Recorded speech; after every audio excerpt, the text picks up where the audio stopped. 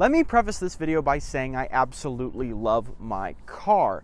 It's wonderful, I think it's quick, it's comfortable, and has a bunch of technology in it that I like. But this video is going to be about 5 things I hate about my Mustang Ecoboost. So let's get right into it. The first thing I want to talk about is the exhaust note for the Mustang Ecoboost. Now, as you know, this is a 2.3 liter inline 4, so it's not going to make that big brawly V8 noise. But to be honest with you, of all the 4-cylinder sports cars on the market, I feel like the Mustang is one of the most muted ones out there. This is what that Mustang exhaust note sounds like.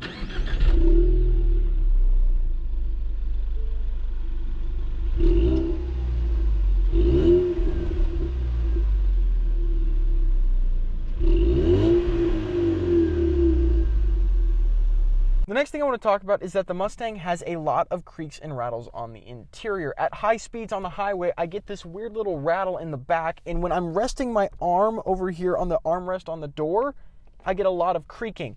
Every once in a while as well, you will get some cracks and creaks from the dashboard as well, and I just find it really annoying. And I feel like of all cars, the Mustang should probably not be the one that has that cheap sound to it. And the next thing I want to talk about is how the clutch is. Now, I recently have driven a Mustang Mach 1, and I've also driven a Mustang GT with the 6-speed manual. But when it comes to the Mustang Ecoboost, I feel like the clutch is a little bit too light, which could be solved by a clutch spring. But honestly, I feel like with the heavier clutches, you get a little more control, and the Mustang GT and the Mach 1 offer that, especially after driving the Mach 1.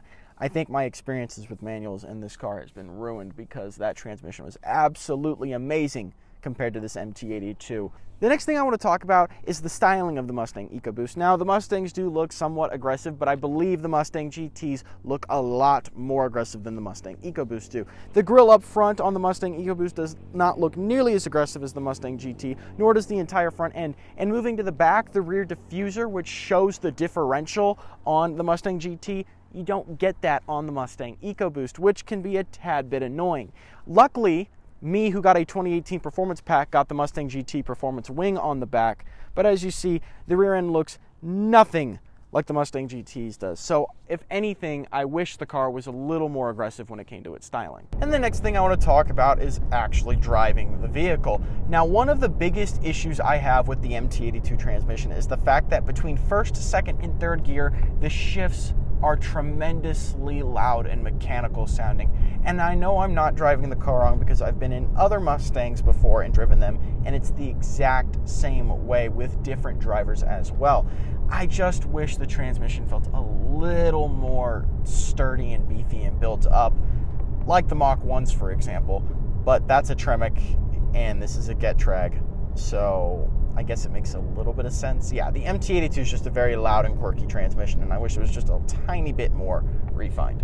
And that is 5 things I absolutely despise about my Mustang Ecoboost. I don't hate the car. I actually really love the car, and it's a great fit for me. But, you know, we all have things that we dislike about our cars. So if you enjoyed the video, make sure you hit that like button down below. And if you want to see more from us, go ahead and subscribe. And I will see you all in the next video.